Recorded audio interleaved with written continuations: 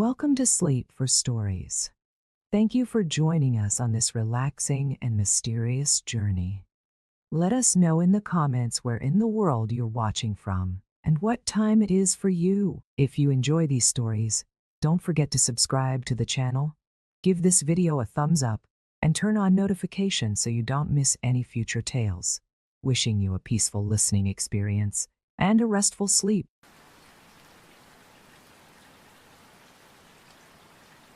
Eliza stepped into the clearing, the world around her seemingly holding its breath.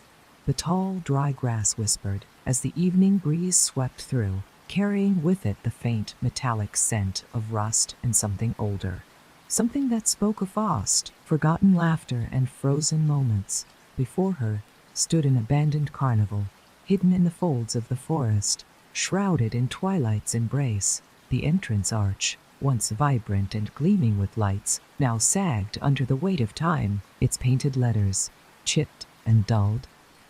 Carnival Nocturna was barely legible, yet something in the name made her heart quicken.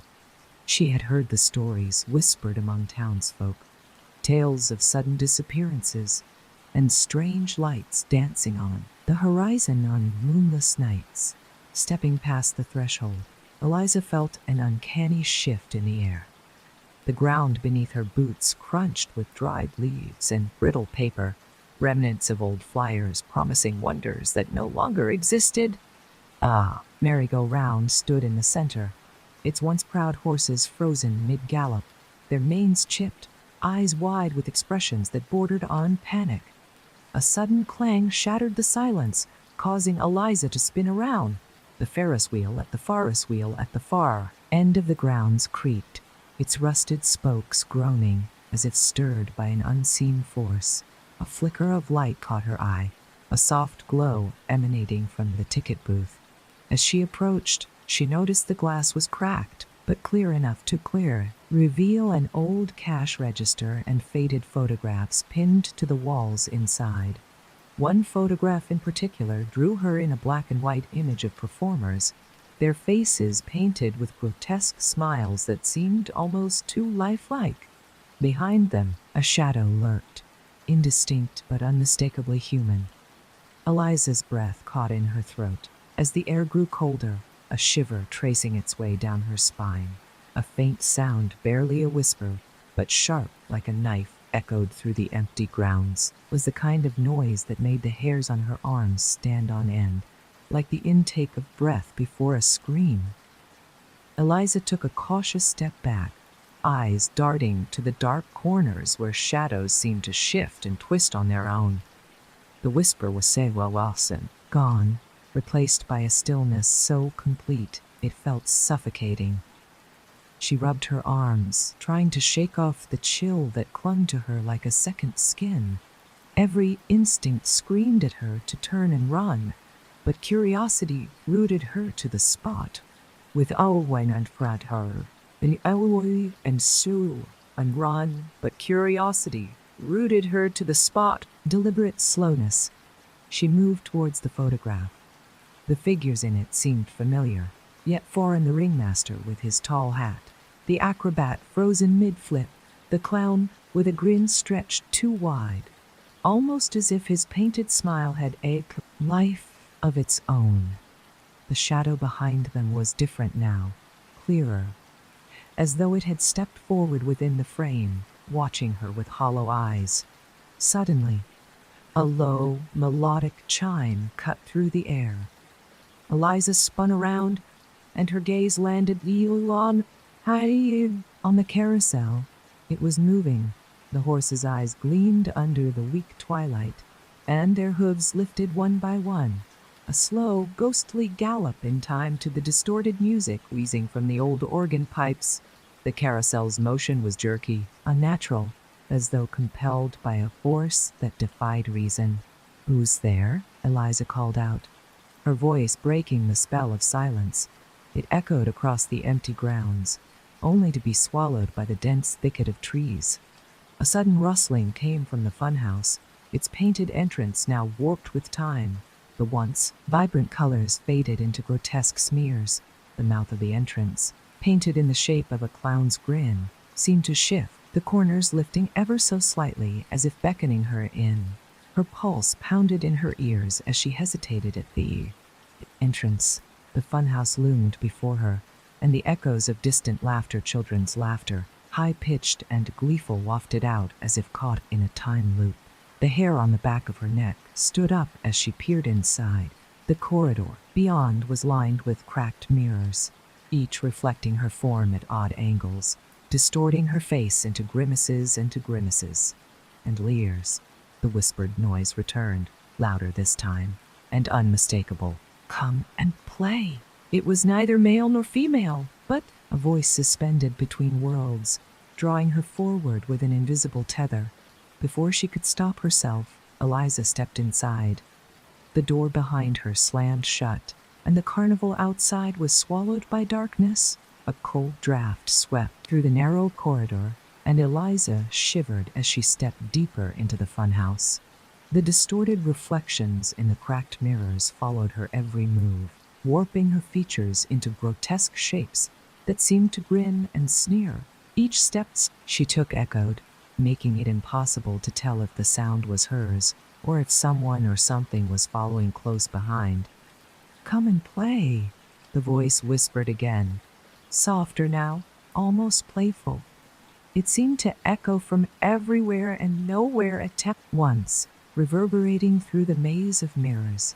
Eliza's breath quickened, forming small clouds in the chilled air as she tried to steady her trembling hands. She reached out, touching the surface of one of the mirrors.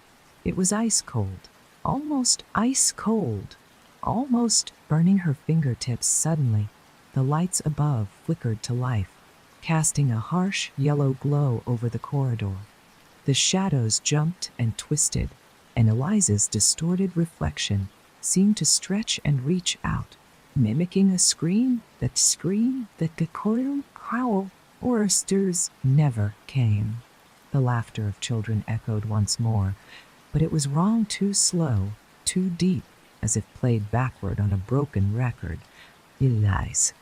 The voice called her name this time, and she froze. Her heart pounded against her ribcage as she whipped around, searching for the source. The reflections shifted again, and in one, she saw not just her own terrified eyes, but another figure standing just behind her. It was tall and dressed in a tattered jester's costume. The bells on its tattered jester's costume, the bells on its hat rusted and silent. Its face was painted in a grotesque smile, but the eyes were hollow and dark, endless voids that seemed to pull the light from the room. Before she could react, the jester moved, its painted smile stretching unnaturally as it stepped out of the mirror and into the corridor. Eliza stumbled backward, her back slamming against the cold glass behind her. The jester moved with jerky, puppet-like movements, tilting its head as if curious about her. "Stay!" "It curious about her?" "Stay!" said, its voice a hiss that cut through the silence.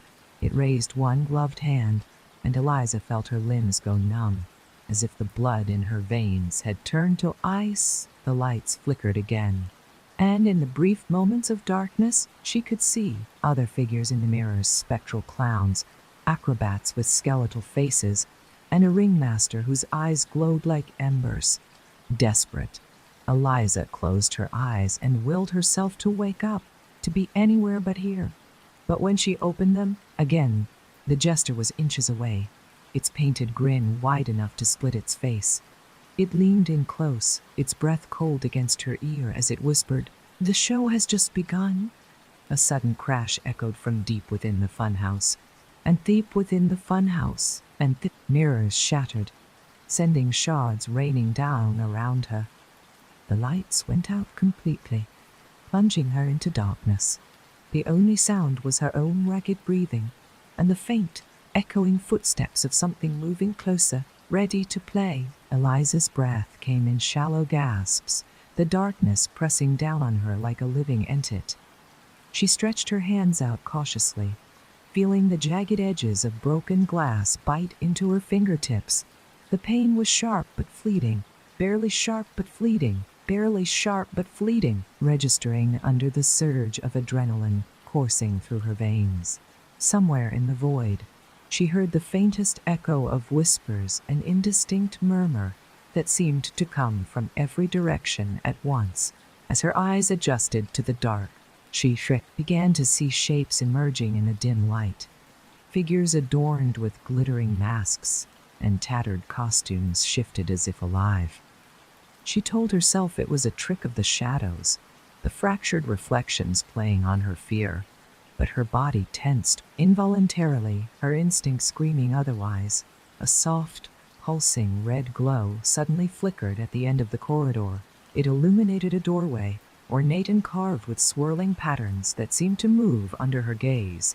Above it, a sign "Move" under her gaze hung precariously, the paint faded and peeling, reading, "The real show begins here." The air grew colder, heavy, with an iron tang that made her stomach churn. Eliza's feet moved of their own accord, each step creaking loudly on the old wooden floor. The door seemed to beckon, drawing her with an almost magnetic pull. She reached out to touch the handle, which was surprisingly warm, as if someone had just let go of it. The whispers grew louder, overlapping into a discordant hum that seemed to vibrate through her bones. With a deep, steadying breath, she pushed the door open. Inside, the room was bathed in an eerie red glow. Dust motes floated like tiny embers in the thick, still air. At the center stood a large circular stage, surrounded by empty seats draped in decaying velvet. The stage was set with grotesque props, mannequins with cracked porcelain faces, marionettes with tangled strings, and old carnival banners that flapped silently as though touched by a phantom breeze. Suddenly, one of the marionettes twitched, its head snapping up to look directly at her. Its eyes, hollow and painted with a stark, unnatural gleam, seemed to follow her every movement. The red glow intensified, casting long, spindly shadows that danced across the walls. A slow, rhythmic clapping filled the silence, coming from somewhere she couldn't see. "Welcome, Eliza," a voice drawled from the darkness. It was deep, mocking, and filled with an unnatural resonance that sent a shiver crawling up her spine. The marionettes, mannequins, and shadows seemed to move in response, their lifeless forms shifting just enough to unsettle her. She turned, searching for the source of the voice.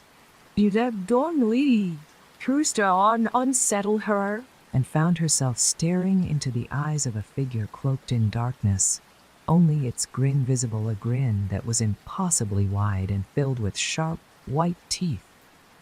Eliza's heart pounded in her chest as the figure stepped forward, emerging from the shadows. The grin belonged to a man, or at least what once had been a man. His face was pale, almost translucent, and his eyes glowed with an unnatural red light that mirrored the room's eerie hue. He wore an old ringmaster's coat, tattered and stained, with brass buttons that gleamed like polished bone.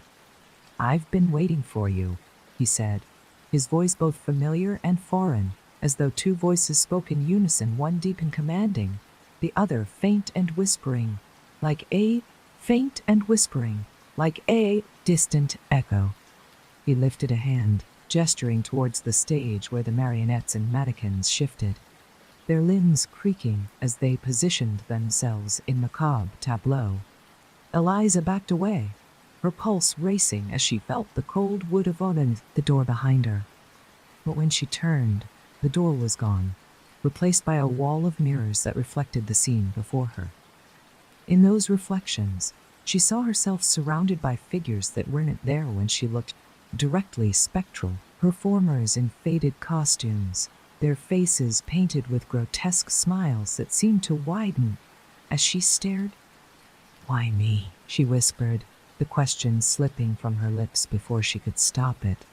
The ringmaster's grin grew wider, eyes narrowing with an unsettling glint. Because, he said, drawing out the word with a sinister satisfaction, you are the only sinister satisfaction. You are the only one who still listens, who still wonders. His hand snapped, and the marionettes lurched to life, their strings tugged by invisible hands. They moved in a synchronized, jerky dance, limbs twisting in impossible angles, creating patterns that made Eliza's head spin. The whispers rose to a fevered pitch, echoing from every corner of the room. She pressed her hands to her ears, but it did nothing to block out the sound. The ringmaster's voice cut through the noise, sharp and commanding. Let the show begin. The stage burst into motion. The mannequin's hollow eyes gleamed as they turned to face her, their mouths opening in silent, screaming expressions. The marionette's dance grew faster, frenzied, as if driven by some unseen force. Eliza's vision blurred as the room seemed to spin around her, the red glow pulsing like a heartbeat. She fell to her knees, the cold seeping into her bones. And suddenly, she felt a hand real and solid grip her shoulder. She gasped, looking up to see a young boy with dark, hollow eyes, his expression one of sadness and warning. Leave while you still can, he whispered, and the room seemed to shudder at his words. But before Eliza could react, the ringmaster's laughter filled the air, and everything went dark. Eliza's heart raced as she reached out to the boy, but before her fingers could touch him, he vanished like a wisp of smoke. The darkness that followed was suffocating, an oppressive weight that stole her breath and dulled her senses. The ringmaster's laughter continued, echoing off the walls, now distant and hollow as if coming from the depths of a cavern. Then, a flicker of light returned. Not red this time, but a pale, sickly blue that bathed the room in an otherworldly glow. The mirrors reflected this new light, and in their glassy depths, she could see her own terrified eyes staring back at her, surrounded by the ghostly figures of the performers, who seemed to close in from all sides. The marionettes had stilled, their lifeless forms tangled and limp on the stage. The mannequins, however, were no longer in their original places. They stood in a circle around her, their expressions twisted into grotesque masks of joy and horror. Their hollow eyes seemed to bore into her, empty yet full of malice. Do you see now, Eliza? The ringmaster's voice came from everywhere and nowhere, a whisper that slid across her skin like ice. You are part of the story, part of the show that never ends. Her pulse thundered in her ears, drowning out the whispers and the creaking of Wav. The stage. Eliza pushed herself to her feet, trembling but determined. She wouldn't let the madness consume her. The boy's warning echoed in her mind. Leave while you still can. She scanned the room, looking for any sign of an exit. The mirrors flickered, showing glimpses of a corridor, a pathway that led beyond the confines of the stage. Without hesitation, she bolted toward it, her feet slipping on the cracked, uneven floor as she ran. The performers moved in a blur of pale limbs and painted smiles, reaching out with grasping, stiff fingers. One brushed against her arm, its touch cold and lifeless, sending a jolt of terror through her. She pushed forward, heart pounding as the corridor came into view, narrow and lined with tattered red curtains that seemed to sway on their own. The laughter behind her grew louder, maniacal and furious. The ringmaster's voice cut through it all, shouting, "You cannot escape! This is your destiny!" Eliza ducked under the curtains, feeling them tug at her clothes as though trying to pull her back. She stumbled into the corridor, the pale blue light giving way to deeper shadows. The whispers faded, replaced by the distant thud of drums, steady and relentless. Ahead of her, the corridor split into two paths. One was dark, disappearing into the unknown. while the other glowed faintly with the same pale light that had haunted the room before. She hesitated for only a moment before choosing the glowing path, a sliver of hope clinging to her like a lifeline. The air grew colder, and a sense of déjà vu washed over her as she stepped into the new space. It was another room, but this one was smaller, lined with rows of lined with rows of faded seats and a single stage set with an old, dust-covered piano. A figure sat at the piano, playing a haunting, discordant tune. It turned slowly, revealing the face of the young boy, now pale and ghostly. "You didn't leave," he said. "You don't leave," he said, eyes glistening with unshed tears. "Now, it's too late." Eliza's chest tightened as the boy's words sank in. The room felt smaller, the air colder and heavier, pressing against her like invisible hands. The haunting notes from the piano filled the silence, weaving an eerie melody that seemed to resonate in her bones. She stepped forward, hesitant, as the boy's expression shifted from sadness to something darker, almost resigned. "Why can't I leave?" she asked, her voice breaking. The boy tilted his head, fingers dancing over the keys in slow, deliberate movements. "Because this place remembers," he said, his voice echoing like a distant memory. "Every soul that steps into this carnival becomes part of it. The show must go on." Suddenly, the light around her dimmed, and the shadows at the edges of the room thickened. From those shadows, figures emerged, ghostly silhouettes of performers, their eyes hollow, their faces painted with frozen expressions of delight and despair. The boy stopped playing and stood, the silence that followed heavier than any sound. Eliza's pulse pounded as she took a step back, only to feel cold fingers wrap around her wrist. She gasped, spinning to see the marionette from before, now animated and grinning manically. It pulled her toward the center of the room as the other figures encircled her, moving in a synchronized dance that mirrored a ritual, slow and relentless. "The boy's voice cut through the whispers, louder now, filled with urgency. "You must break the cycle, Eliza. The key is in the music, only it can set you free." The piano, now abandoned, seemed to call to her. She wrenched her wrist free and stumbled toward it, hands trembling as she sat before the dust-laden keys. The figures surrounding her stilled, their empty eyes fixed on her, waiting. Eliza closed her eyes and reached deep into her memory, recalling a lullaby her grandmother used to hum. With shaking fingers, she played the first note. The piano groaned in response, but the sound was soft, warm even, cutting through the icy dread. She continued, the simple tune growing in strength, each note pushing the darkness back, bit by bit. The performers began to sway, their forms wavering like mist.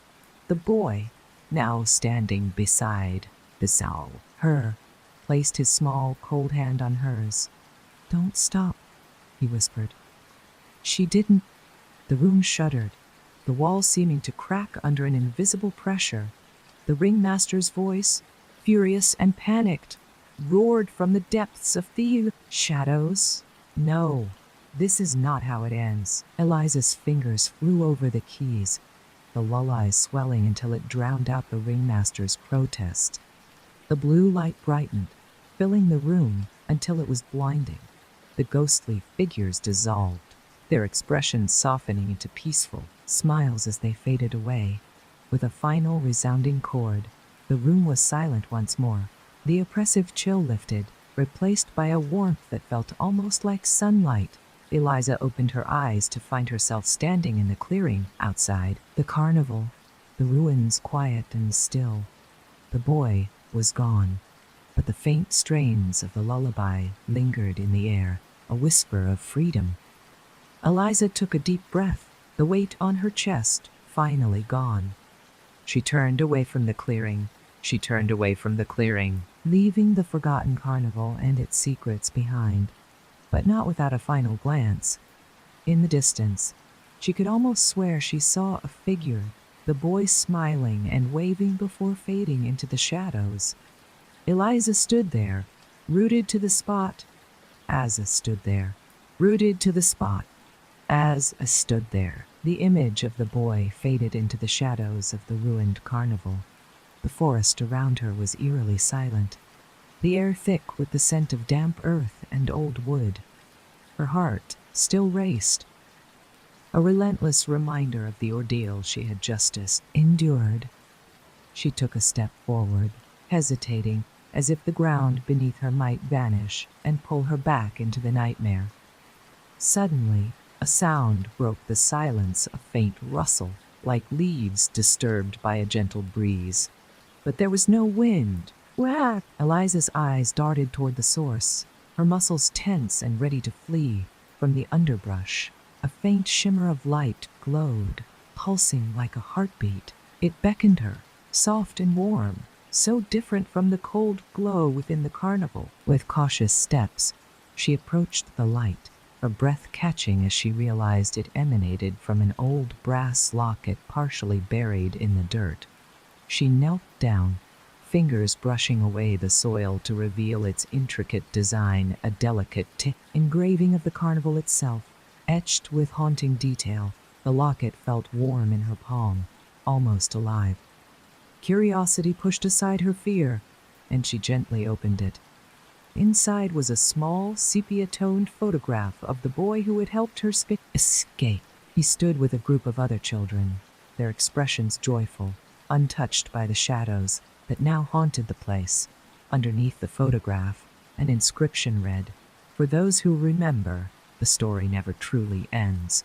A shiver ran down her spine as the forest seemed to whisper in response. She stood up, clutching the locket tightly.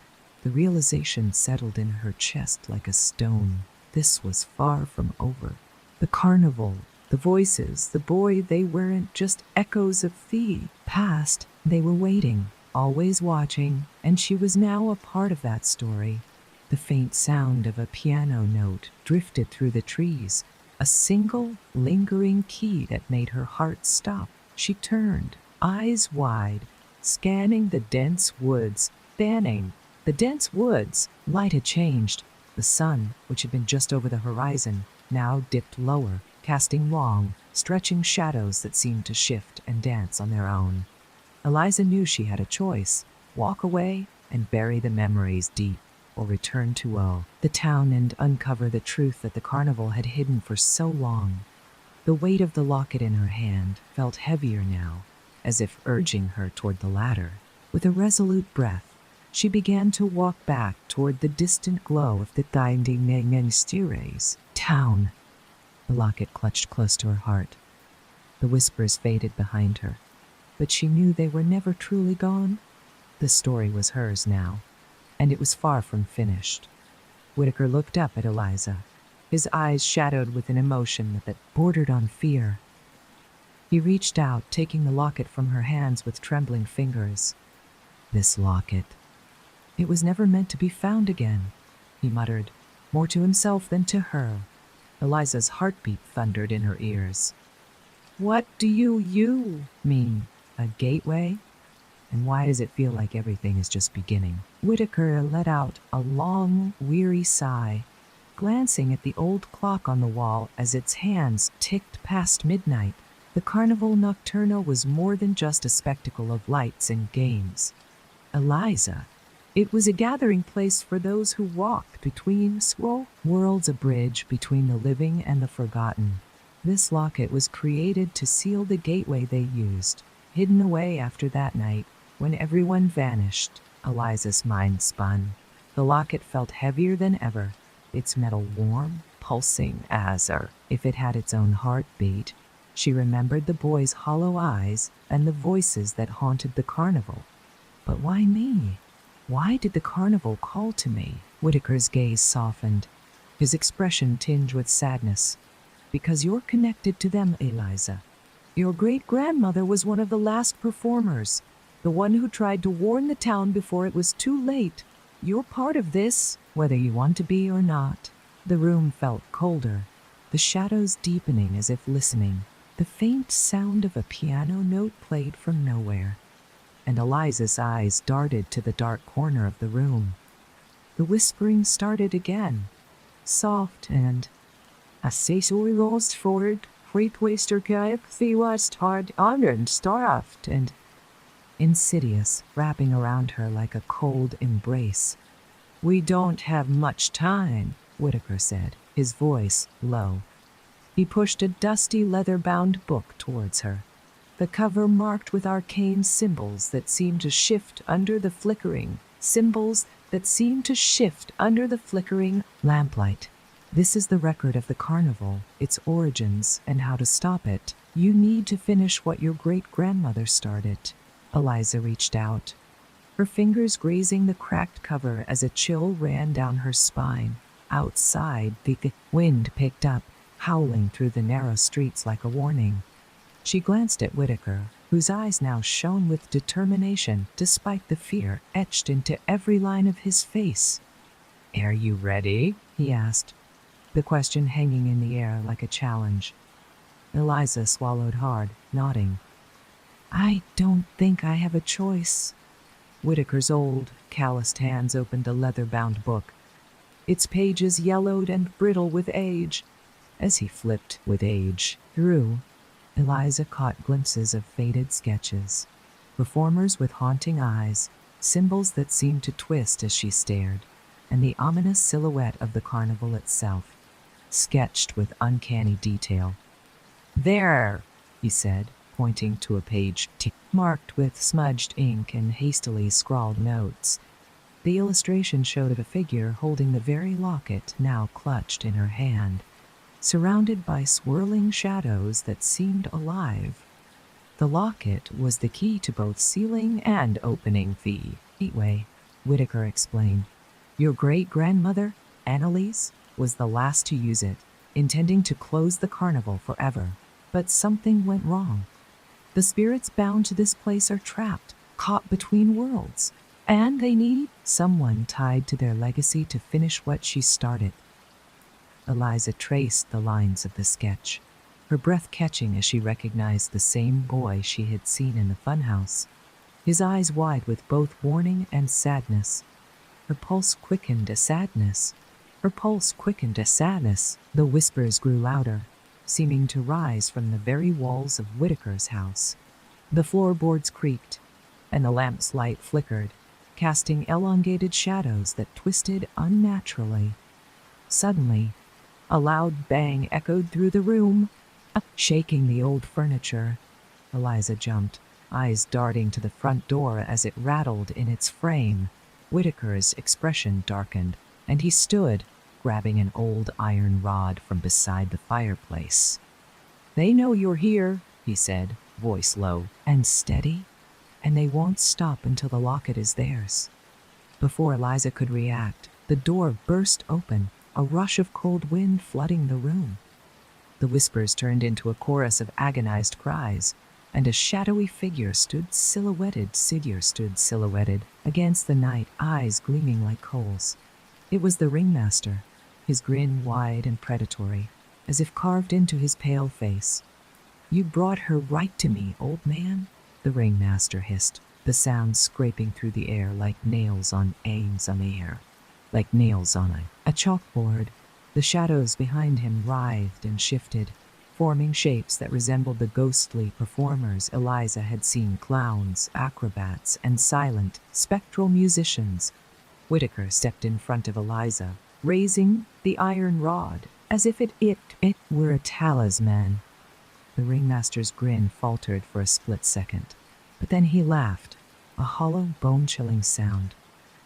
"Do you think that will save you?" The room grew colder still, frost spreading across the glass of the window as the shadows advanced. The iron in Whitaker's hands began to tremble, the force behind it almost ripping it from his grasp. Eliza's mind raced, grew warmer, pulsing in sync with her racing heartbeat. Instinct took over, and she shouted, "Stop!"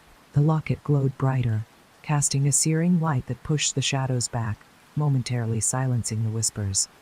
The ringmaster's eyes narrowed. "So, you know how to play," he said, taking a step back but keeping his gaze locked on her. "But do you know the rules?" Before she could respond, the room shifted, the walls melting into darkness.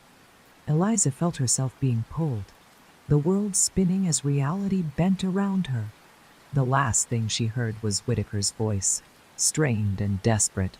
"Find the center.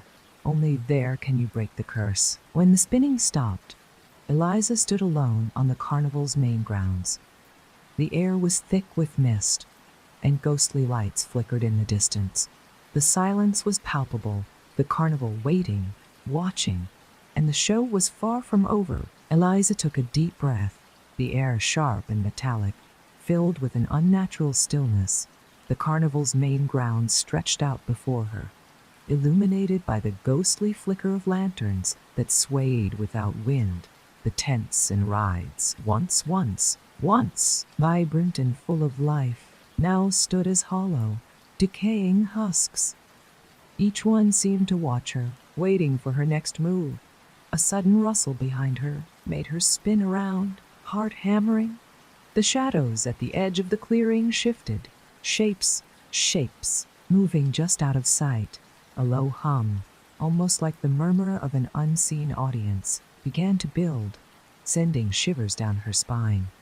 It was as if the carnival itself was aware of her presence, anticipating her every step, taking cautious steps forward. Eliza moved toward the carousel at the heart of the grounds. The painted horses were chipped and cracked, their eyes glistening as though they might blink at any moment. The music from the carousel's organ pipes wheezed out a dissonant, haunting melody. She felt the locket pulse warmly against her chest, a strange comfort in the overwhelming dread. Suddenly, a voice echoed from the darkness, deep and resonant. "You've come so far, but do you know why you're here?" The ringmaster stepped into the glow of the lanterns, his eyes gleaming like coals. His grin was wide, too wide, stretching across his face in an expression of mockery and delight. Eliza's throat tightened, but she forced herself to speak. "I'm here to end this, to break the curse." The ringmaster chuckled, a hollow, bone-chilling sound.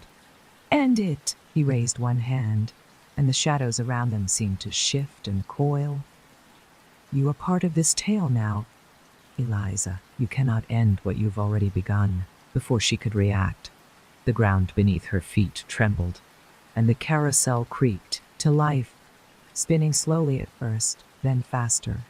The music grew louder, drowning out the whispers of the shadows. Figures, clowns with painted faces frozen in grotesque grins, and acrobats suspended in twisted poses emerged from the surrounding darkness, their hollow eyes fixed on her. Eliza took a step back, her pulse pounding. The locket's heat flared, sending a shock of warmth through her body. Instinctively, she gripped it and felt a surge of energy pulse through her veins. The ringmaster's grin faltered for the briefest moment, his eyes narrowing as he noticed the change. "You think that trinket will save you," he hissed, stepping closer. "This show never ends, Eliza. It only begins anew." The locket glowed brighter, casting a golden light that cut through the swirling darkness. Eliza felt a sudden rush of clarity. She had to find the center, the heart of the curse, and destroy it before it consumed her and the town forever. The ringmaster's gaze locked onto the locket, and for the first time, Eliza saw something flicker across his expression: fear. The carousel spun wildly, the painted horse's eyes now glowing with the same eerie red light as the ringmaster's. The clowns and acrobats, twisted in grotesque contortions, began to move, jerking toward her with mechanical precision. Eliza's pulse quickened, her breath coming in ragged gasps as the locket's warmth spread through her like wildfire. She closed her eyes and focused on that feeling, drawing strength from it. The whispers that had haunted her before now turned into coherent voices, urging her on. find the center, break the cycle. With a sudden burst of resolve, Eliza lunged toward the carousel, dodging the grasping hands of the ghostly figures. The ground shook beneath her as she reached the center post, a massive, gnarled column that pulsed with an unnatural, dark energy. The ringmaster's voice cut through the cacophony, sharp and commanding. "Stop her!" he roared, his grin twisting into a snarl as the figures closed in. Eliza ignored the creeping dread, gripping the locket tightly and pressing it against the cold, dark surface of the center post. A searing pain shot up her arm as the light from the locket clashed with the shadowy energy of the carnival. The air crackled, the tension building like a storm ready to break. The figures around her froze, their hollow eyes wide with something that looked like fear. The ringmaster lunged forward, but it was too late. The locket's light burst forth, flooding the carnival grounds in a brilliant golden glow. The shadows screamed as they dissolved into the light, their twisted forms unraveling into wisps of smoke. The carousel groaned to a stop, and the eerie music faltered, replaced by a deep, resonant silence. Eliza fell to her knees, her vision blurred as the light dimmed to a soft glow.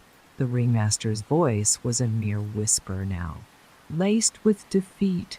"You cannot destroy what is eternal," he rasped, before fading into the darkness, leaving only a faint echo. The ground stilled, and the cold air was replaced by a gentle breeze. The carnival, once a twisted nightmare, now stood in eerie silence, the shadows no longer shifting with malevolent intent. The boy appeared once more, his form translucent, and eyes filled with gratitude. "You did it," he said softly, his voice carrying a sense of peace.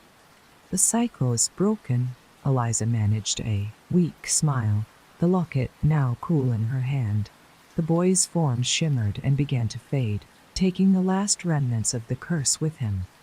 The carnival's glow softened to a warm, welcoming light, as if relieved to be free of its dark burden. At dawn broke on the horizon. Eliza stood, the golden light of the morning sun bathing the carnival in hues of hope. The nightmare was over, but the memory of it would stay with her forever, a reminder of the power of courage and the cost of courage, breaking the chains of the past.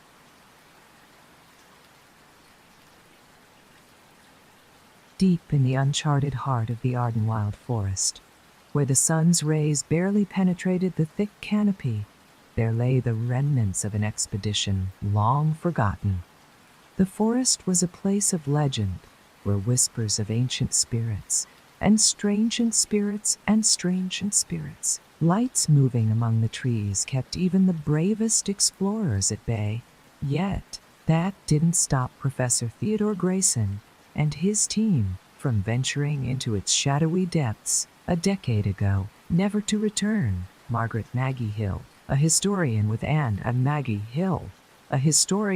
an insatiable curiosity and a penchant for the mysterious, stood at the edge of the dense woods. She clutched an old, leather-bound journal, Grayson's journal, that had been discovered only weeks ago in a forgotten attic, its pages smudged with waste, hurried notes and cryptic sketches. The last entry read, "The echoes, they are not of the wind. They speak, they watch, and they are waiting, determined to uncover the truth." Maggie took her first step into the forest.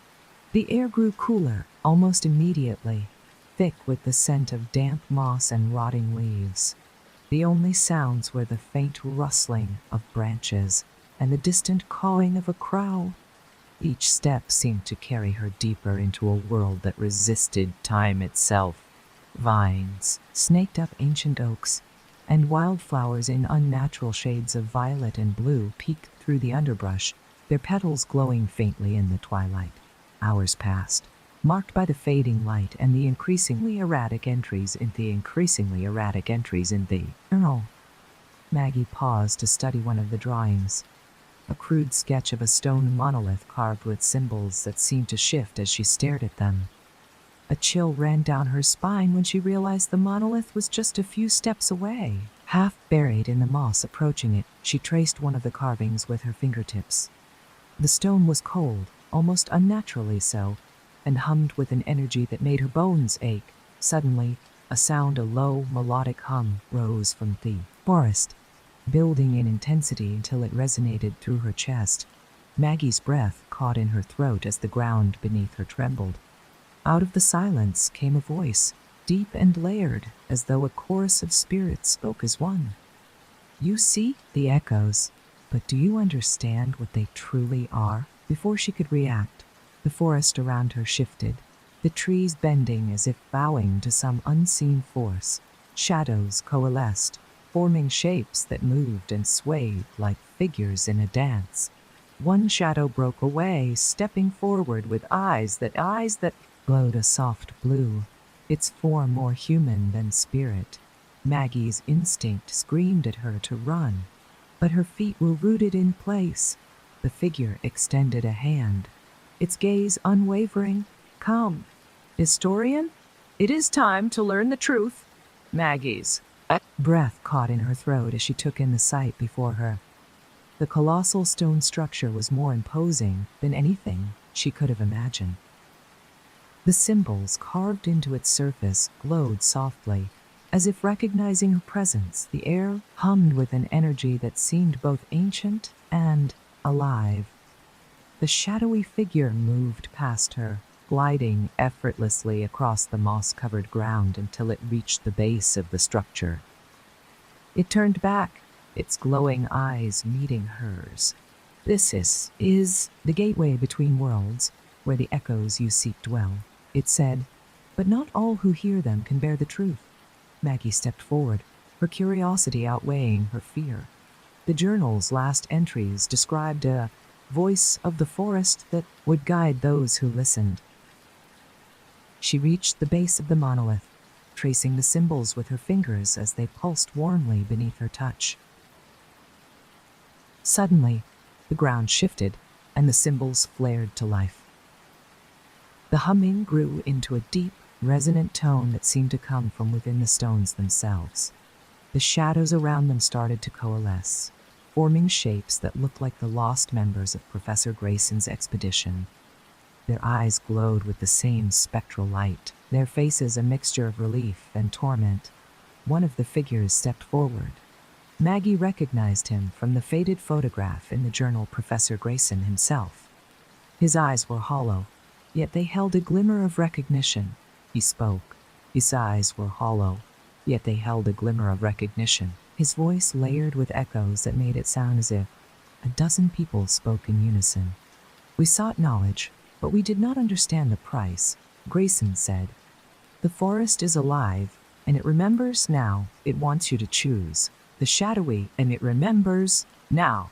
It wants you to choose." The shadowy figure beside Maggie nodded.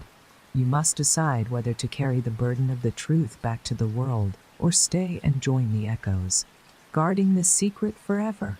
Maggie's mind raced.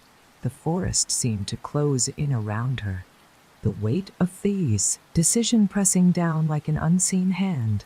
The glow from the monolith dimmed slightly, as if waiting for her response. With trembling hands, she looked at Grayson, who gave a subtle nod, his expression one of silent encouragement. Maggie took a deep breath and prepared to speak her choice. Maggie's voice caught in her throat as she tried to process the enormity of what was being asked. The glow of the monolith pulsed in time with her racing heart, casting long, shifting shadows that could record to hoping to create crossing knock that goes to shake. What gave creed seemed to move of their own accord. She glanced at the figures around her, their ghostly forms wavering in the dim light. Each face told a story of curiosity, discovery, and ultimately, loss. Professor Grayson stood at the forefront, his gaze heavy with regret, but also hope. Taking a deep breath, Maggie found her voice. "I need to know the truth," she said, the words sounding braver than she felt. "I'll carry it back with me. The world deserves to know what happened here." Shadowy figure's eyes flared brighter, and the humming of the monolith deepened, resonating through the ground and into Maggie's bones. The spectral figures around her seemed to react, their forms softening, eyes closing as if in relief. Professor Grayson stepped closer, a faint smile playing on his translucent lips. "Then, you must understand," he said, the echo of his voice softer now, almost tender. "The forest is not just a place. It is a keeper of memories, a guardian of memories, a guardian of truths long buried. We were warned, but we did not listen. The echoes are not just voices, they are the soul of the forest itself, a symphony of those who came before and those who will come after." Maggie's fingers gripped the journal tighter. She absorbed his words. The weight of her decision settled on her shoulders, but with it came a strange sense of peace. She would be the one to tell their story, to reveal the mysteries that had drawn so many to their fates. The ground trembled once more, and a beam of light erupted from the top of the monolith, piercing the canopy above and illuminating the dark sky. The shadows around her scattered, dissolving into the mist, and the spectral figures began to fade. Grayson lingered a moment longer, his eyes meeting Maggie's one final time. "Tell them," he whispered, "that the forest speaks only to those who listen." With that, his form dissipated, leaving behind a silence that felt profound and sacred. The glow of the antiquary feeling a glow of the monolith dimmed, the energy that had surrounded it dissipating into the cool air. Maggie stood alone, the weight of the journal and the knowledge it contained now hers alone to bear. The first rays of dawn began to filter through the trees, casting the forest in shades of gold and soft green. The ancient oppressive aura had lifted, replaced by an almost serene stillness. Maggie took a step back, her legs weak but steady enough to carry her. As she turned to leave, the path ahead of her seemed clearer, as if the forest itself was guiding her out. She walked through the dense underbrush, the sounds of the waking forest following her. Birds began to sing, their melodies light and carefree, a stark contrast to the eerie echoes that had haunted her before. The trees, now illuminated by the morning light, looked less menacing and more like silent sentinels watching her journey. As Maggie emerged from the forest, she felt the weight of the journal in her hands, heavier now with the knowledge it carried. She glanced back one last time, half expecting to see the spectral figures watching her departure, but the forest was quiet, peaceful, and it felt as if it had returned to its eternal slumber. Maggie knew that when she spoke of what she'd seen, many would doubt her. They would call it folklore, the ramblings of a historian desperate for discovery. But the echoes of the forest, the voices of those who had come before, would remain with her. And as she walked back toward the distant outline of the town, the sun rising behind her, she whispered Grayson's final words into the breeze. "The forest speaks only to those who listen." Maggie's steps slowed as she approached the town's edge, the journal still clutched tightly to her chest. The early morning sun bathed the cobblestone streets in a warm, golden glow, casting long shadows that seemed to whisper the secrets she now carried. Her mind raced with thoughts of how to tell her story, how to share what she had seen and what she had learned without being dismissed as a dreamer or a madwoman. The small town of Alder's Hollow was just beginning to wake. Shopkeepers lifted their shutters, and the faint scent of fresh bread had wafted through the air from the bakery on the corner.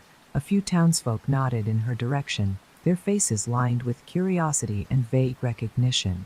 They knew she had gone into the Ardenwild, and they could see in her weary eyes that she had found something, whether answers or more questions. They could not tell. Maggie made her way to the library.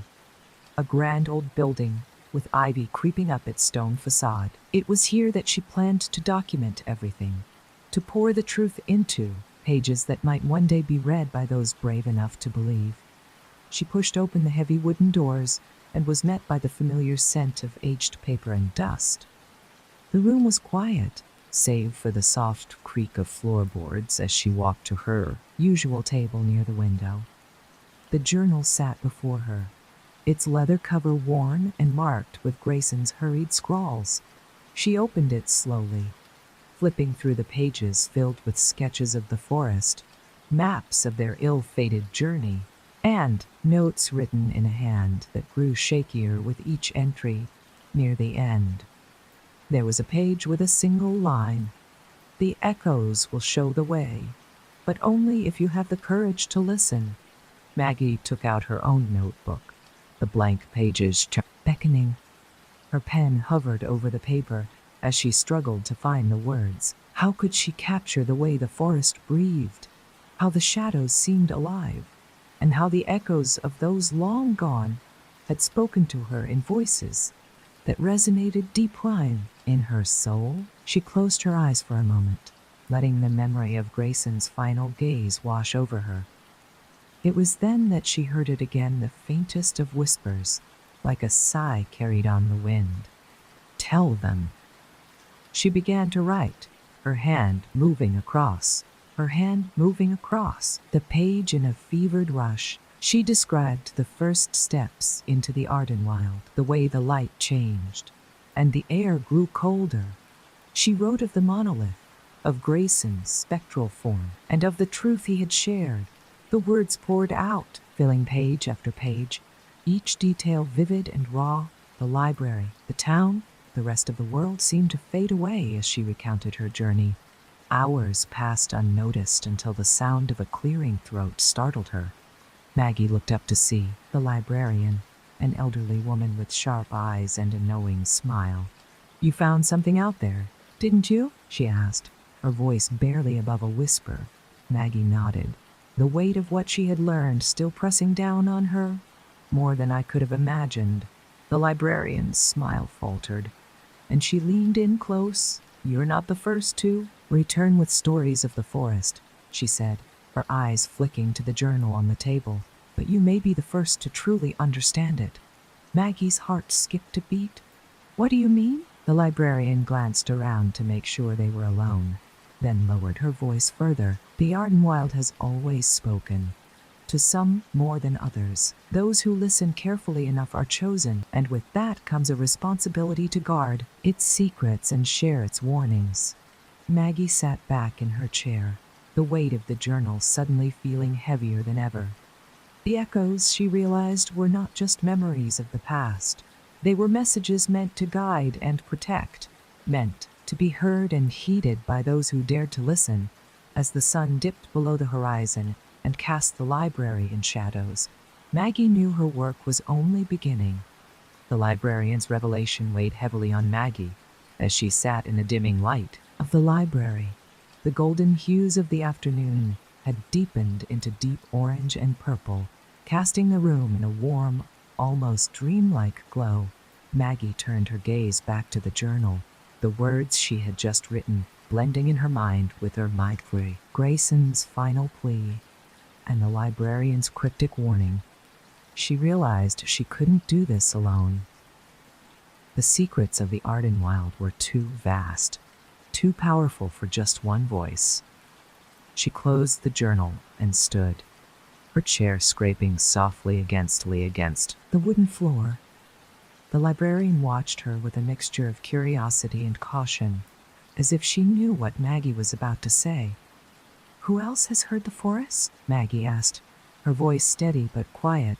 The librarian's eyes narrowed slightly, and she nodded toward a section of the library rarely visited, an alcove filled with records and personal accounts, stories that people had dismissed as folklore or madness. "There are accounts," she said, "of those who claimed to have spoken with the forest. Most were ridiculed, called madmen. But some left their stories behind." Maggie approached the alcove, running her fingers over the spines, over the spines, over the spines, old tomes and forgotten manuscripts. The titles were worn, the gold lettering faded, but each whispered of encounters that mirrored her own. The voice in the pines, whispers of the wild, echoes and shadows. She pulled one from the shelf, the cover cracking as she opened it. The pages were filled with the hurried script of someone desperate to document their truth before it slipped away. It spoke to me, the account read, not in words, but in feelings, in memories that weren't mine. The forest knows things, remembers things, and when it chooses you, there is no turning back. A chill ran down her spine. These were not just tales. They were warnings, threads in a larger tapestry that connected everyone who had ever stepped into the Ardenweld. The realization that she was part of something much greater, something that had been unfolding for generations, made her head spin. Maggie? The librarian's voice pulled her back to the present. She turned to see the older woman holding a small, wrapped bundle. I think you should have. Maggie took the bundle, unwrapping the faded cloth to reveal a delicate wooden carving of a tree with roots that twisted into the shape of a human heart. The craftsmanship was exquisite, and she could feel a subtle warmth emanating from it. What is this? She whispered. It belonged to one of the first to return from the forest with their mind intact, the librarian said. They claimed it was a gift from the forest itself, a token to remind them that the Ardenwald isn't just a place, it's alive, and it chooses who it lets in and out. Maggie's fingers traced the carving, feeling the smooth surface warm to her touch. For a moment she could almost hear the faint hum of the monolith again, the echoes that had spoken to her in Thetgas into Anolith again. The echoes that had spoken to her in the clearing. This token was more than just a relic. It was a connection, a bridge between the forest and those who listened. She glanced out the window as twilight fell over Alder's Hollow, the sky deepening into blue velvet speckled with the first stars. The forest loomed in the distance, a dark mass that seemed to watch and wait. The memory of Grayson's voice echoed in her mind, and she understood now what he had meant. The forest would always call, and it would always need someone to hear it, to tell its story, to share its warnings. Turning to the librarian, Maggie's eyes were resolute. I'm going back, she said, but not just to tell the story. I need to understand what the forest is trying to protect. The librarian's expression softened, and she nodded.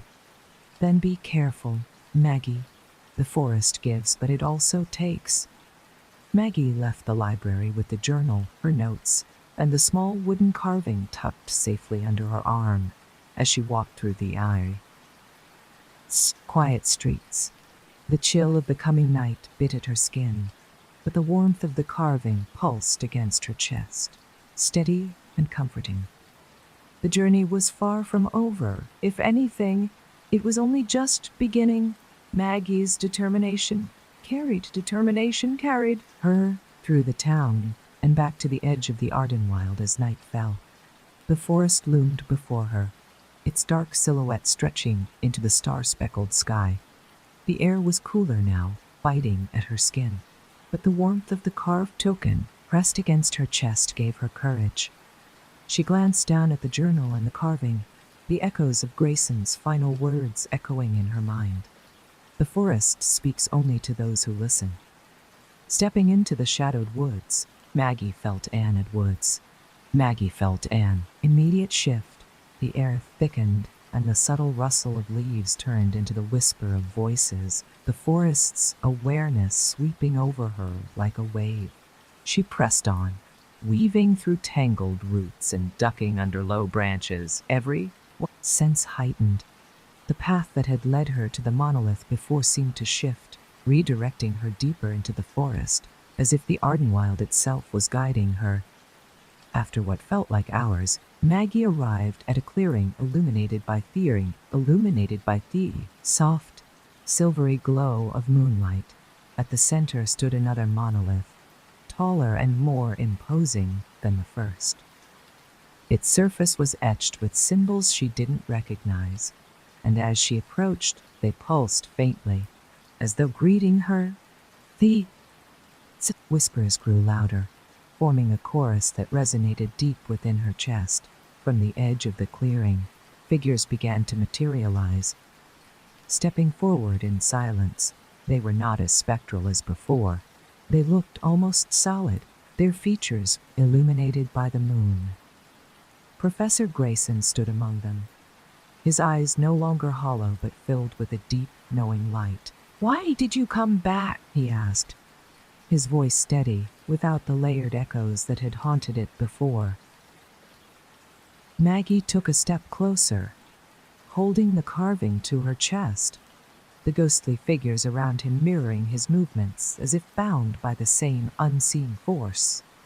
"You seek the truth beyond the echoes. Few have dared, and fewer still have returned with their sanity intact." The monolith pulsed, brighter now, casting long, shifting shadows across the clearing. The figures around her stood silently, their eyes fixed on Maggie, as if waiting for her to take the next step. The whispers grew clearer, words forming out of the noise, each syllable cutting through the night air like a blade. The forest guards the gateway, and the gateway guards the past. Maggie's heart pounded as the weight of those words settled over her. A gateway not just between worlds, but between time itself. She looked at Grayson, realization dawning in her eyes. The past isn't just forgotten. It's here, hidden in the forest. That's what it's protecting. A faint smile touched Grayson's lips, a glimmer of pride shining in his spectral gaze. Yes, the Arden Wild holds the memories of what was and what should never be again. And now you hold the key to that truth. The ground trembled as the monolith's light flared, brighter than before. The carvings on the wooden token Maggie's hand glowed in response, a warmth spreading through her that felt like a heartbeat connecting her to the forest itself. The whispers hushed, replaced by a deep, resonant silence. "Take this knowledge back," Grayson said, stepping closer until his form flickered just inches from her. "Tell the world that the forest's secrets must be guarded, for if they are not, the past will rise, and the echoes will no longer be voices, but shadows that consume." With that, the light surged, enveloping Maggie in a blinding glow. The clearing, the monolith, and the spectral figures dissolved around her, and she felt the ground shift as if the forest itself were pushing her out. When the light faded, she found herself pushing her out, standing at the edge of the woods, the town of Alder's Hollow glimmering in the distance. The forest was silent, the whispers gone, but their warning lingered in her mind, more vivid than ever. Maggie took a deep breath, feeling the weight of the carving and the journal against her chest. She knew what she had to do. The world needed to hear the forest's truth, to understand that some echoes are meant to be heeded, not forgotten. And with the first light of dawn breaking on the horizon, she began the journey back to Alder's Hollow, ready to tell the story that would change everything. Maggie's return to Alder's Hollow was marked by a sense of urgency that thrummed through her veins. The forest's secrets weighed on her, and the responsibility to share its warnings pressed heavily against her chest. The journal, now more than a collection of old notes, felt like a living testament to the truths that had been kept hidden for generations, and the wooden carving, warm, pulsing with a subtle energy, reminded her that the forest was not done with her yet. As she entered the town, the first rays of sunlight bathed the cobblestones in golden light, casting long shadows that stretched across the quiet streets. The town was just beginning to stir, with shopkeepers opening their shutters and the scent of fresh bread wafting through the air. But Maggie had no time for the familiar comforts of the morning routine. She made her way to the town hall, where the Historical Society met. It was there she would find those who might believe her, those who understood that the past was more than just stories told by candlelight. Pushing open the heavy doors, she was met with the soft murmur of voices and the rustle of papers. A few heads turned, eyes widening as they saw her, disheveled and breathless, clutching the journal and the mysterious carving. Mr. Alistair Finch, the head of the society and a respected historian, stepped forward. His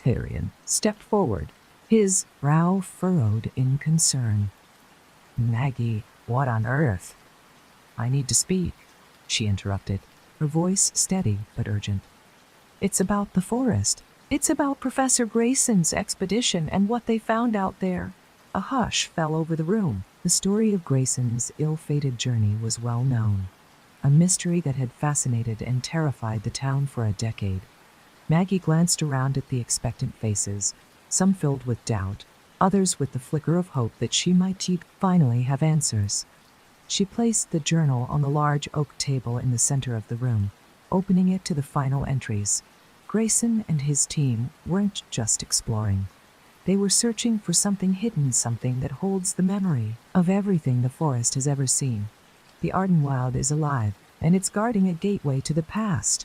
Murmurs of disbelief rippled through the group, but Maggie raised her hand, silencing them. "I saw him," she continued. "Grayson," she continued, "Grayson himself. He told me that the forest holds these echoes to protect us, to keep the past from consuming the present." Alistair's eyes narrowed as he leaned forward. "And you expect us to believe that the forest speaks and guards some mystical gateway?" Before Maggie could respond, the wooden carving on the table began to glow softly. Gasps filled the room as a warm, golden light spread from the carving, casting intricate patterns on the walls. The air thickened, a familiar hum resonating through the room, the same hum Maggie had felt in the clearing. A voice, deep and resonant, filled the space. It was Grayson's, but it echoed as if coming from within the carving itself. "The forest remembers. Heed its warnings, for when heed its warnings, past wakes. It does not come gently." Silence fell, and the glow from the carving faded, leaving the room in stunned stillness. Alistair's face was pale, his disbelief replaced by awe. Others looked between Maggie and the carving. Their ears looked between Maggie and the carving, expressions a mix of fear and curiosity. Maggie took a deep breath. "The forest is not just a mystery to be solved. It's a guardian, and we have to protect it as much as it protects us." Alistair nodded slowly, the weight of realization settling into his features. "Then, we have work to do."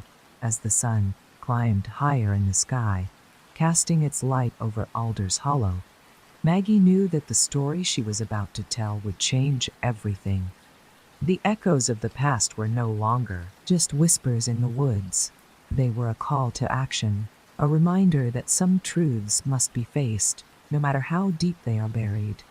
And as the town began to come alive with the news, Maggie felt the weight of the forest's gaze upon her, watching, waiting, and trusting her to carry its story forward. The days that followed were a whirlwind of activity in Alder's Hollow.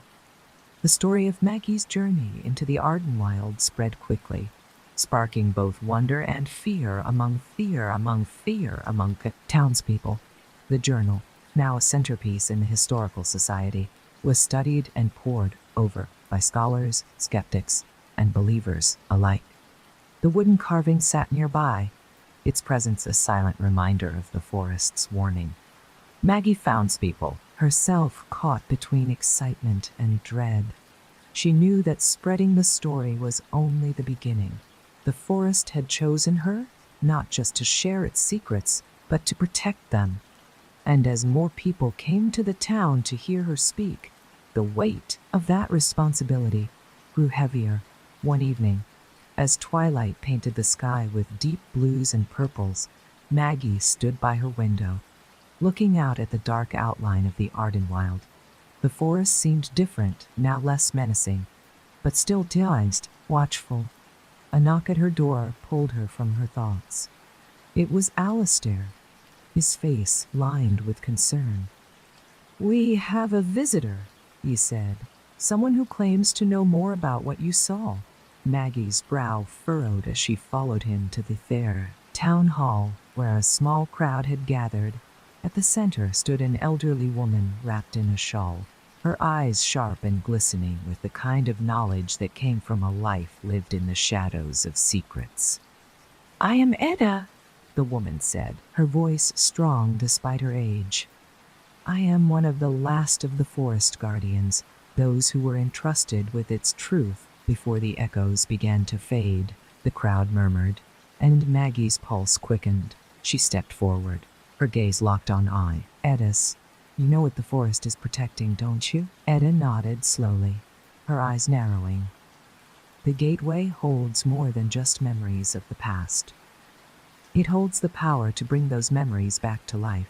The forest guards against those who would use that power for their own gain, and it punishes those who seek to open the gateway without understanding the cost." The room fell silent, the weight of her words pressing down on everyone. Maggie's mind raced back to the journal and the figures she'd seen, the warnings, the voices that spoke of a protection and peril. Edda's gaze softened as she turned to Maggie. "You were chosen because you listened. But now you must guard the truth. There will be others who come, seeking what lies beyond that gateway.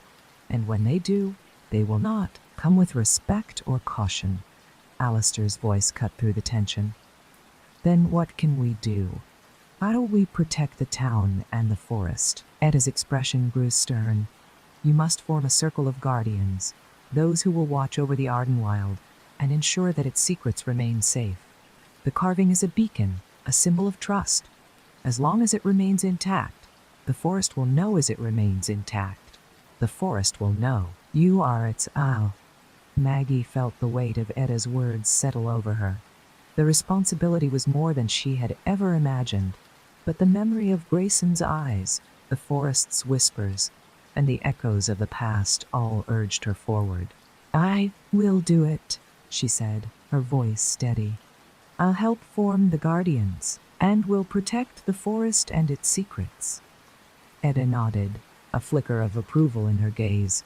"Good, but remember, the forest is patient, and so are those who wish to break its hold. You must be vigilant." As the crowd dispersed, Maggie stayed behind, tracing her fingers over the carving's intricate lines. The room was quiet, but she could feel the hum of the forest, as if it were listening, watching, and waiting for what was to come. The night deepened, and the first stars appeared in the sky, casting a gentle light over Alder's Hollow. Maggie knew that the days ahead would be difficult, that the forest's secrets would draw both allies and enemies, but she also knew that she was ready to face whatever came, with the echoes of the past guiding her and the guardians of the forest standing by her side. As the days turned into weeks, the formation of the guardians began to take shape. Maggie worked tirelessly, gathering those who believed in the forest's power and the warnings it carried. Alistair was among the first to join, his initial skepticism replaced by a deep sense of duty. The wooden carving, now known as the heart of the Ardenwild, sat protected in a glass case within the town hall, a symbol of their commitment to safeguarding the forest's secrets. Edda proved invaluable. Her knowledge of old rites and ancient protections guided the group, teaching them how to read the forest's subtle signs and recognize the echoes that whispered of coming danger. The guardians met by the light of the moon, learning chants and rituals that had not been spoken aloud for generations. They trained to be vigilant, listening for the slightest change in the forest's hum, the smallest shift in the echoes that carried through the trees. One night, as the group gathered at the edge of the forest for a watch, the air felt different, charged with an energy that prickled Maggie's skin. The leaves rustled, though there was no breeze, and a low, throaty hum vibrated through the ground. Edda's eyes narrowed, and she raised a hand, Signaling for silence, the guardians stood still, hearts pounding in unison. A figure emerged from the forest's depths, cloaked and silent. Maggie felt her throat tighten as the figure stepped into the moonlight. It was a man, tall and gaunt, with eyes as dark as the night sky. He wore a pendant around his neck, a silver symbol that shimmered faintly, a crescent entwined with vines. Maggie recognized it from the journal, a symbol drawn hastily in the margins with the note. "Beware those who bear this mark. I am Elias, emissary of the Echo Circle," the man said, his voice smooth and laced with an unspoken threat. "We have watched from afar, and now we come to reclaim what is rightfully ours." Alistair stepped forward, his jaw clenched. "The forest's secrets are not yours to take. They are meant to be protected." Elias's lips curled into a thin smile. "You misunderstand. We do not seek to take the secrets. We seek to awaken them." Maggie's heart dropped. She glanced at Etta, who stood rigid, her face pale but resolute. "The echoes warned of this," she whispered to Maggie. "They seek the gateway, to unlock what lies within and bend it to their will." The guardians exchanged anxious glances, their determination solidifying despite the chill of fear that crept through them. Maggie stepped forward, lifting her chin. "The forest chose us to protect it. We won't let you open the gateway." Elias's smile faltered, and his eyes darkened. "The forest is old, but even it has forgotten who first is old. But even it has forgotten who first walked among its trees. We are not strangers here, and you will soon learn that the echoes speak to more than just you." Without warning, the air split with a sharp, resonant crack, and shadows writhed around Elias, forming figures that glistened with dark energy. The guardians stood their ground, Etta's voice cutting through the din as she began a chant, ancient and powerful. The carvings on the heart of the Ardenwild glowed faintly from within the town hall, responding to her voice. The forest came alive, its branches creaking as if in warning, the ground beneath their feet vibrating with a deep, resonant hum. The spectral figures around Elias wavered, their forms flickering in the moonlight as the forest's powers pushed back. But Elias's eyes burned with determination, and he raised a hand, commanding the shadows to press forward. Maggie felt the warmth of the carving pulse through her chest as she joined Etta's chant. Her voice strong and sure. Guardians echoed the chant, their voices blending into a unified chorus. The night air thickened, charged with the forest's ancient energy as the battle between protection and power began in earnest. The echoes roared in her ears, not just warnings now, but cries of defiance, urging her and the guardians onward. The chanting reached a fevered pitch as the guardians stood shoulder to shoulder, their voices rising above haunting echoes of the forest. The night seemed to pulsate with energy, the trees around them bending and swaying as though caught in a storm. Elias's shadowy figures advanced, their dark forms flickering and twisting, but the power emanating from the heart of the Ardenweld pushed them back, forcing them to retreat step by reluctant step. Maggie felt the warmth of the carving in her pocket radiate through her body, infusing her with a strength she hadn't known she possessed. She glanced at Etta, who stood at the center of their circle, eyes chibate, now been tarnum and stick deal bear. Mouth closed and lips moving rapidly as she whispered the ancient incantations. The old woman's voice was steady, unyielding, even as the ground trembled beneath them. Elias's eyes narrowed, and he raised both arms, the pendant at his chest glowing with a cold, silvery light. The shadows around him thickened, taking on more defined forms, figures that looked almost human, with hollow, empty eyes. Their presence sent a chill down Maggie's spine, but she forced herself to focus, her voice joining the guardians in a steady chant that pushed against the encroaching darkness.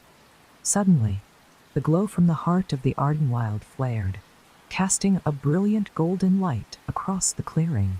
The shadows recoiled, their forms wavering as shadows, if caught in an invisible current. Elias's expression shifted from confidence to something darker fear. "You think this will stop us?" he spat, his voice sharp and desperate. "The echoes are older than your chance, older than this forest. They will break free, and when they do, the past will devour the present." Maggie stepped forward, feeling the weight of her responsibility settle fully on her shoulders. "The past is meant to be remembered, not unleashed," she said, her voice clear and strong. "The forest chose us, and we will protect it." Elias's eyes flashed with rage, and he surged forward, the pendant on his chest burning brighter. The shadows surged with him, and for a moment, it seemed as though the darkness would overwhelm them. But then, a new sound rose above the chaos, a deep, resonant hum that came not from the forest, but from within the guardians themselves. The energy of the heart of the Ardenwild had reached them, binding them to the forest's ancient will. Edda opened her eyes, and for a moment, they shone with the same golden light as the carving. "Now!" she shouted, raising her hands toward the sky. The guardians lifted their arms in unison, their chant reaching a crescendo. The golden light from the heart of the Ardenwild exploded outward, a wave of warmth and power that swept across the clearing.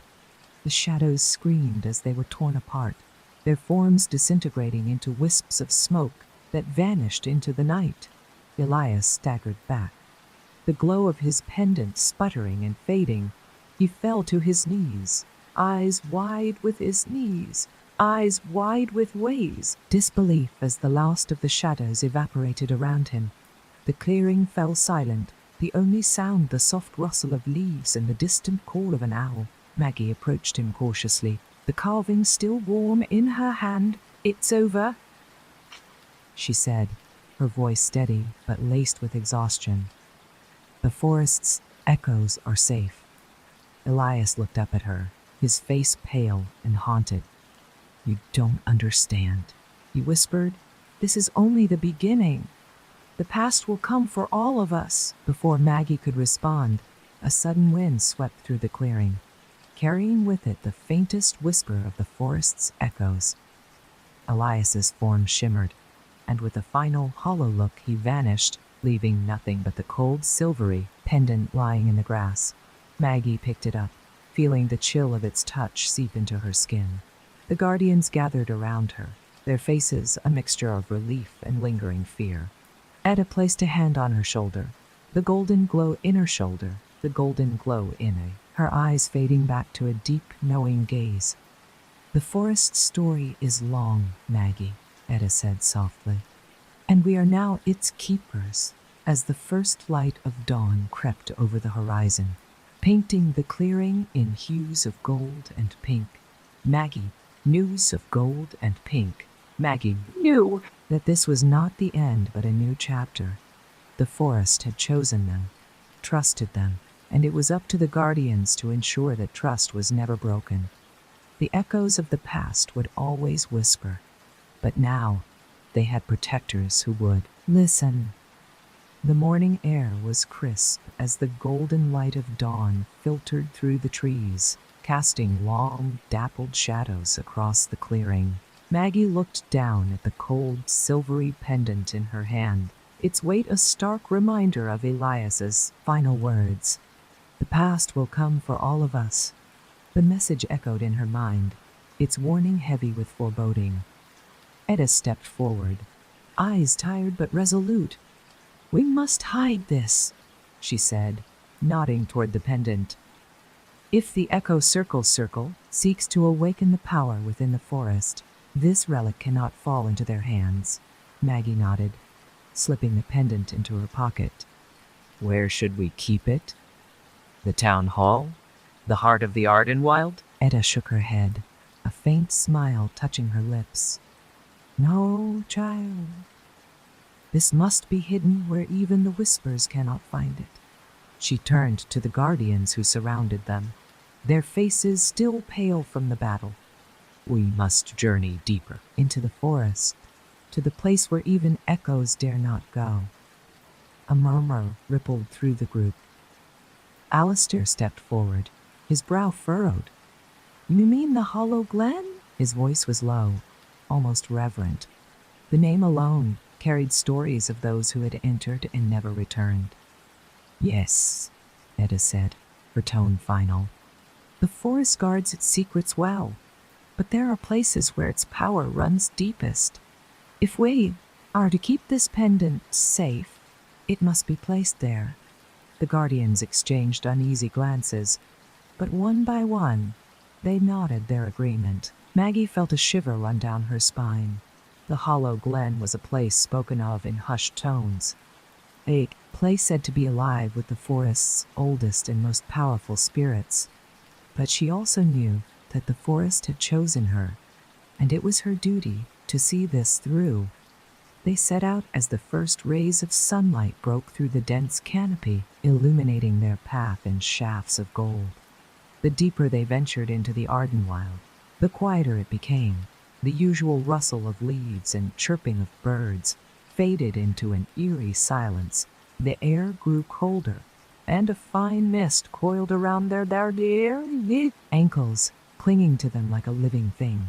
Etta led the way, her staff tapping lightly against the ground as they walked. The guardians followed in single file, their expressions a mix of determination and trepidation. Maggie kept her hand on the pendant in her pocket, its chill biting through the fabric. The trees grew older as they moved deeper, their gnarled branches twisted into strange shapes that seemed to reach out as they passed. The ground beneath them softened, sinking slightly with each step as if the earth itself were watching, waiting. At last, they came to a clearing unlike any they had seen before. The air here was thick, almost tangible, and the light struggled to penetrate the canopy above. Center stood a stone altar, covered in moss and carved with the same shifting symbols that adorned the monoliths.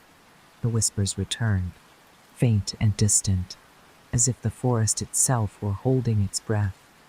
Etta turned to Maggie, her eyes filled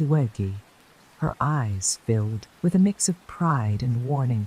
This is where it must stay, she said, gesturing to the altar. Place the pendant here, and let the forest guard it.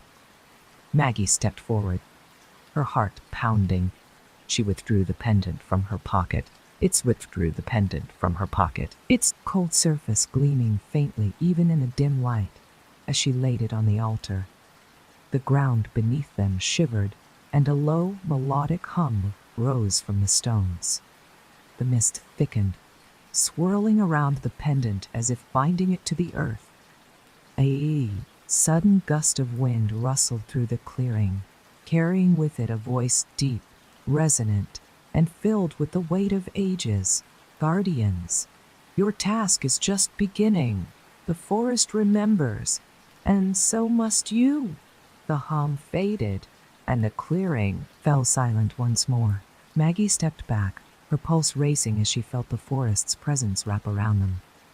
Etta's eyes glistened as she placed a hand on Maggie's shoulder. You have done well, she whispered, but the forest story is long, and there will always be those who seek to change it. Maggie nodded, understanding now that their role as guardians was not just to protect but to remember, to pass down the story so that future generations would know what lay hidden in Idialand. The Ardenweld as they turned to make their way back to Alder's Hollow. The whispers of the forest followed them, a gentle reminder that while they had succeeded today, the echoes of the past would always be there, waiting to be heard. Journey home was quiet, the forest no longer menacing but watchful, as if acknowledging their resolve. Maggie knew that this was only the beginning of their vigil, and she was ready to face whatever came next, with the echoes as her guide, and the guardians by her side. The walk back to Alder's Hollow was steeped in a heavy silence, but it was a silence that felt different now, more protective than foreboding.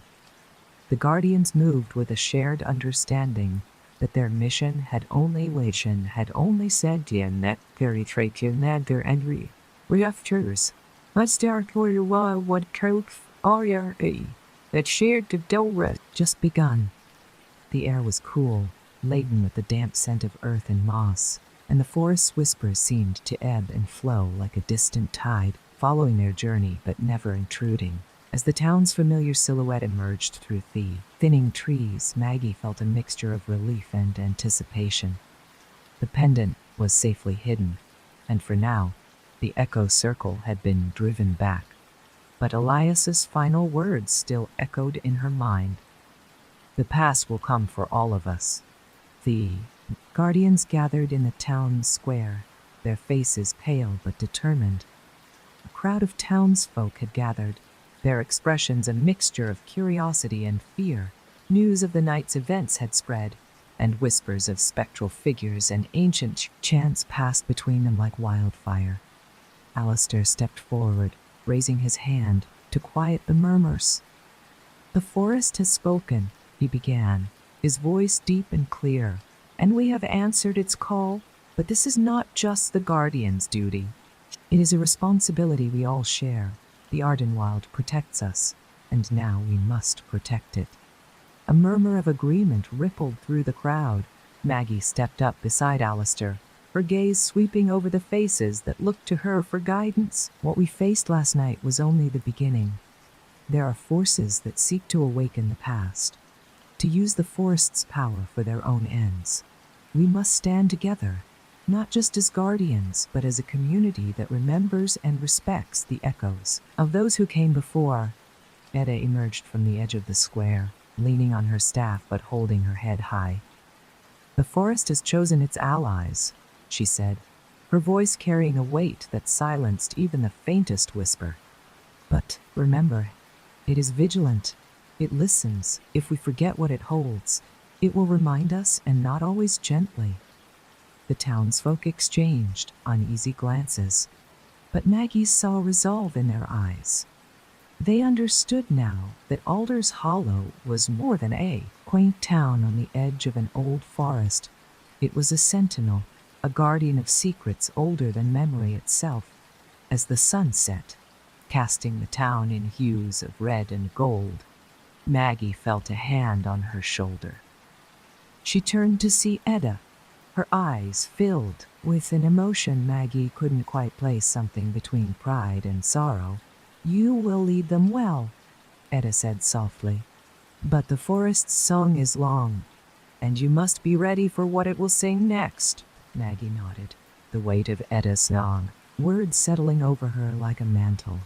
The night would come, and with it, more whispers, more tests of their resolve. But for now, she was surrounded by those who believed, those who would stand by her when the echoes rose again. That night, as the first stars pierced the velvet sky, Maggie stood at the edge of the forest, listening. The whispers were soft, almost gentle, as if the forest itself was breathing in relief. The heart of the Ardenwald was hidden, and the guardians were hidden, ready. But she knew the battle against the Echo Circle, and whatever ancient power they sought to unleash was far from over. The past was still there, waiting, watching, and biding its time. And Maggie, with the guardians by her side and the strength of the forest in her heart, was ready for whatever came next. The following weeks were marked by a tense quiet that settled over Alder's Hollow. The townspeople fell into a routine that belied the undercurrent of anticipation, thrumming beneath their daily lives. The guardians trained in secret, gathering in the moonlit woods to strengthen their connection with the forest and learn the ancient rites Ada imparted to them. The chants and incantations became second nature. The whispers of the Ardenwild guiding them, reinforcing their resolve. Maggie spent hours in the town hall, combing through the journal, notes, and other writings left behind by past explorers. Each page brought more clarity and more questions. Who had built the monoliths? What force truly lay behind the echoes? And why did Elias and the Echo Circle believe they had the right to control it? One evening, as twilight draped the town in deep purples and the first stars began to appear, a knock sounded at Maggie's door.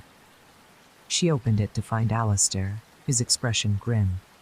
"There's news," he said, stepping inside without preamble. One of our scouts spotted movement at the edge of the forest, strangers bearing the mark Elias wore.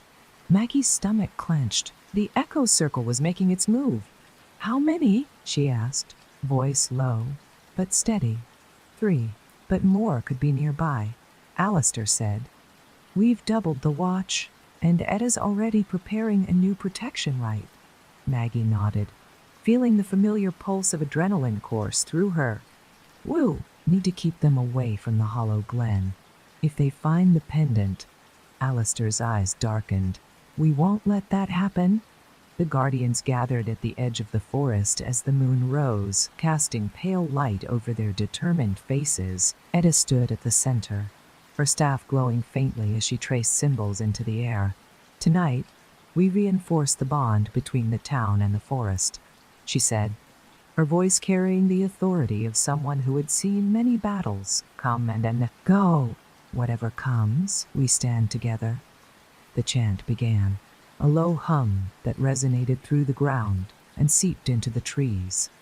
Maggie felt the power of the forest awaken around them, an unseen force wrapping them in its ancient embrace. The whispers grew louder, more urgent, and for a moment she thought she could hear words within them. "They are here." Suddenly, a sharp crack rang out from the woods, and shadows moved at the edge of the clearing. The Guardian's chant faltered as figures emerged from the darkness, cloaked and masked, their eyes reflecting the cold gleam of moonlight. The leader stepped forward, and Maggie's heart sank when she recognized the crescent and vine symbol that glimmered on his chest. "Guardians of Alder's Hollow," the figure said, his voice deep and commanding. "The Echo Circle does not come to destroy, but to reclaim what was once ours. Relinquish the heart of the Ardenwild, and no harm will come to you." Forward, her voice unwavering. "The heart isn't yours to claim. The forest has spoken, and it chose us to protect it." The leader's eyes narrowed, and he lifted a hand. The other members of the Echo Circle shifted, their cloaks rustling as they prepared for whatever command would come next. "Then you have chosen defiance. So be it." Before he could act, the ground beneath them trembled, and a deep, resonant hum filled the air. The forest itself seemed to respond. Branches branches creaking and roots shifting as if alive. Edda's chant rose again, stronger this time, joined by the Guardians as they stood firm. The clearing pulsed with energy, the golden light of the heart flaring in response to their voices. The Echo Circle moved as one, shadows curling around their feet and creeping forward like tendrils. Maggie raised her hands, feeling the heat of the carving in her pocket ignite with power. She spoke the incantation Edda had taught her, words that resonated in her bones and carried on the wind. The clearing exploded with light as the forest surged to life. Branches lashed out, roots writhed, and the air crackled with the force of the Guardians' combined power. The Echo Circle faltered, their leader's expression shifting from confidence to shock as the forest pushed back, defending itself with a ferocity none of them had expected. Maggie felt the strength of the forest flow through her, a current of ancient energy that bound her to the land, to the echoes, to the very heart of the Ardenwild. The figures retreated, shadows dissipating as their hold was broken.